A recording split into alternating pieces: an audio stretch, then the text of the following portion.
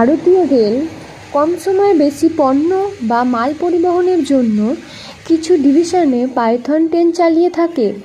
2 বা তার বেশি মালবাহী ট্রেন একসাথে জুড়ে পাইথন ট্রেন তৈরি করা হয়, ফলে দেখতে বিশাল আকৃতির স্নেক বা সাপের মতো দেখায়।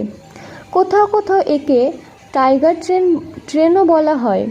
বর্তমানে এই গুডস ট্রেনকে লং হোল ট্রেন বলা হয়। ভারতের সবচেয়ে লম্বা ট্রেন হলো শিশনাগ, যার দৈর্ঘ্য 2.8 কিলোমিটার।